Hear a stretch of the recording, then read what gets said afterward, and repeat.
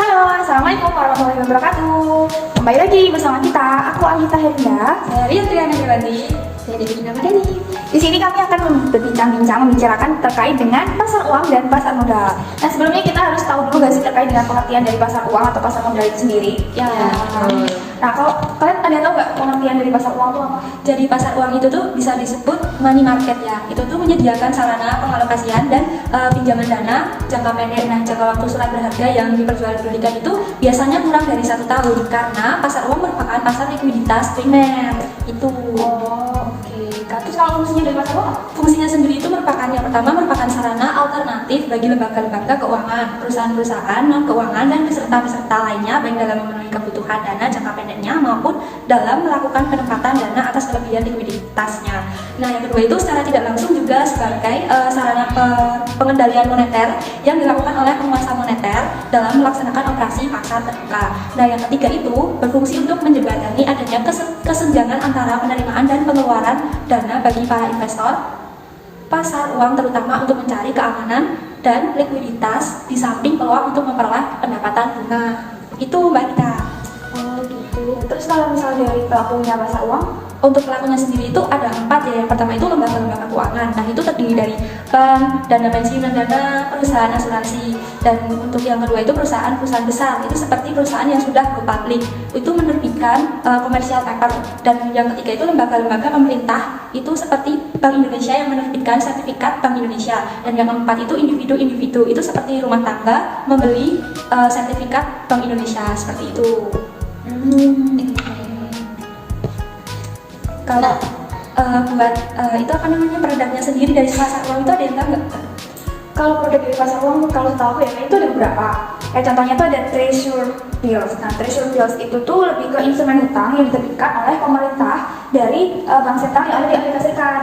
Nah, itu tuh jumlahnya tuh tertentu yang akan dibayarkan kepada pemegang pada tanggal yang telah ditetapkan. Terus ada juga kayak yang lainnya, produknya itu ada commercial paper. Nah, commercial paper ini itu lebih ke promise yang tidak disertai dengan jaminan yang itu diterbitkan sama perusahaan atau kayak bank untuk mendapatkan dana jangka pendeknya. Terus ada juga kayak bankers acceptance, terus bill of exchange, terus ada sertifikat Bank Indonesia juga, itu masuk ke produk dari pasar uang. Nah, terus ada juga calm money gitu.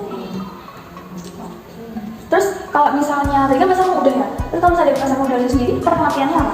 Kalau untuk pengertian dari pasar modal sendiri, nah untuk pasar modal itu merupakan pasar keuangan dari dana-dana jangka panjang. Nah, untuk pasar modal sendiri itu juga bisa diartikan sebagai bertemunya pihak yang kelebihan dana dan juga pihak yang kekurangan dana untuk melakukan jual beli sekuritas. Sedangkan tempat yang digunakan untuk melakukan pasar modal sendiri itu bisa disebut sebagai bursa efek. Jadi bursa efek itu tuh bisa disebut sebagai pasar modal yang berbentuk fisik gitu. Itu kira-kira fungsinya itu apa ya? Untuk pasar modal sendiri itu ada 4 fungsi. Yang pertama itu ada fungsi saving pasar modal.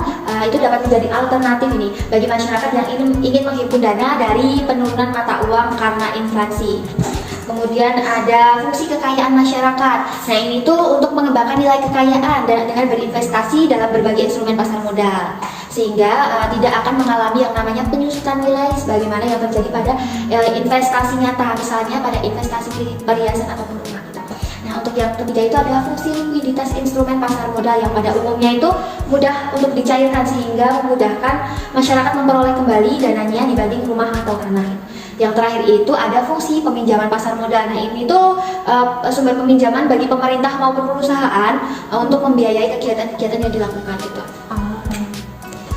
Oke, tadi kan udah dijelasin ya fungsi dari pasar modal. Kalau aku mau tanya pelakunya pasar modal, itu sama nggak kayak pelakunya pasar uang? Sebenarnya berbeda ya Mbak untuk pelaku antara pasar modal dan juga pasar uang. Untuk pasar modal sendiri itu pelakunya itu ada emiten, kemudian ada perantara emisi. Perantara emisi sendiri itu nanti ada 3 pihak. Yang pertama yang emisi, kemudian ada akuntan publik, sama ada perusahaan penilai. Nah, untuk yang ketiga itu nanti ada badan yang namanya Badan Pelaksana Pasar Modal. Di situ itu nanti ada 3. Yang pertama itu ada bursa efek, kemudian ada investor, dan juga nanti ada yang namanya perantara perdagangan efek. Oh, oke. Tadi masih penasaran sama tadi yang emiten itu apa? Kalau untuk emiten sendiri ya teman-teman, kalau untuk emiten sendiri itu merupakan badan usaha atau perseroan terbatas yang menerbitkan saham untuk menambah modal atau obligasi untuk mendapatkan utang dari investor di bursa efek itu.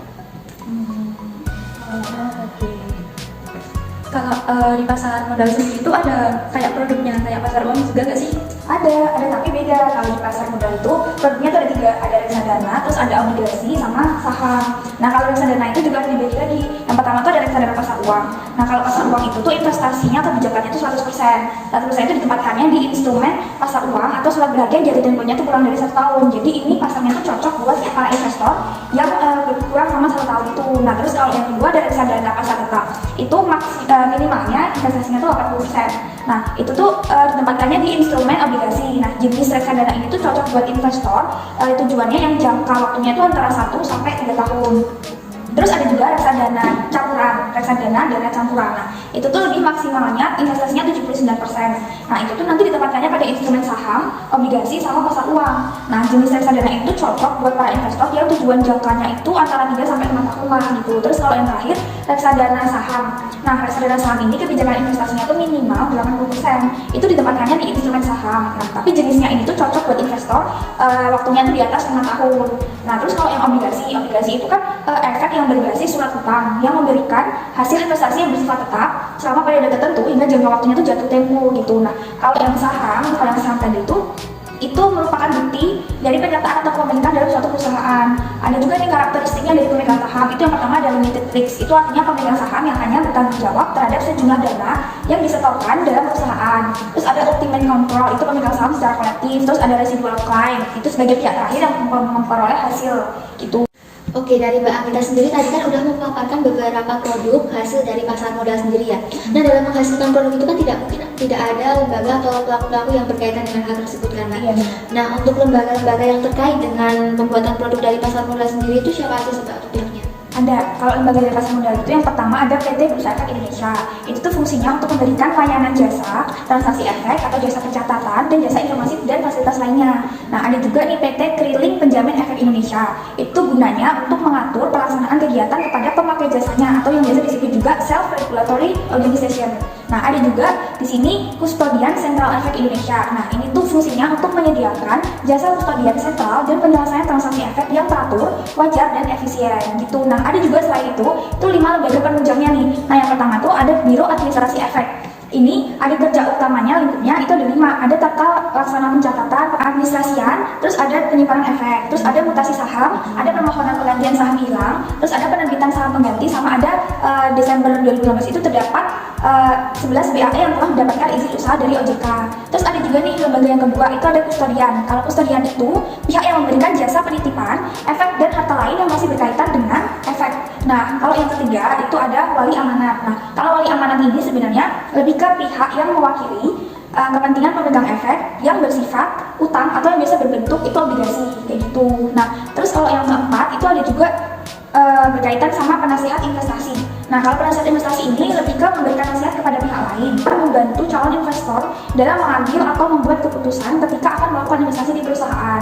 Nah, untuk lembaga yang kelima itu lebih ke pemeringkat efek. Kalau pemeringkat efek ini yang menjadi pihak yang menjadi jembatan ketika terjadi kesenjangan informasi antara emiten dengan investor. Jadi, informasi ini berkaitan dengan standar atas tingkat risiko kredit dari suatu perusahaan. Nah, kalau terkait dengan pemeringkat efek ini, itu harus terlebih dahulu mendapatkan izin dari Otoritas Jasa Keuangan untuk dapat melakukan kegiatan di bidang pasar modal itu sendiri. Gitu ya. Nah, itu kan tadi dijelaskan ada wali amanat ya, Mbak. Kalau untuk wali amanat sendiri itu kegiatannya itu apa aja sih sebenarnya di pasar modal sendiri? Ada banyak sih kalau kegiatan dari wali amanat. Sebenarnya itu yang pertama, itu kegiatannya penyusunan kontrak, perwalian, dan dengan emiten. Terus yang kedua juga menganalisis kemampuan dan kredibilitas emiten itu sendiri. Terus yang ketiga juga bisa melakukan pengawasan, terus mengikuti secara terus-menerus perkembangan perusahaan emiten, terus juga bisa penyampaian laporan dan keterbukaan informasi kepada pemegang obligasi. Terus ada juga menjadi penyelenggara rapat umum pemegang obligasi dan melaksanakan keputusan dari RUPO itu sendiri. Terus melakukan pemantauan dan pengawasan terhadap pembayaran bunga dan pinjaman pokok obligasi. Dan terakhir kegiatannya itu sebagai agen utama pembayaran gitu. Oke, berarti ini terkait dengan pasar uang dan pasar modal sebenarnya udah mencakup semua ya, udah lengkap ya ini. Udah lengkap sih. Oke. Mungkin kita next bisa bahas hal-hal terkait dengan investasi keuangan lagi ya. Boleh. Tapi apalagi berhubungan sama manajemen investasi kan? Ya, tentunya lah. Oke, yaudah. Oke guys, terima kasih. Kita udah selesai buat penjelasan terkait dengan pasar uang dan pasar modal. Dadah, terima kasih sudah menonton. Wassalamualaikum warahmatullahi wabarakatuh. See you.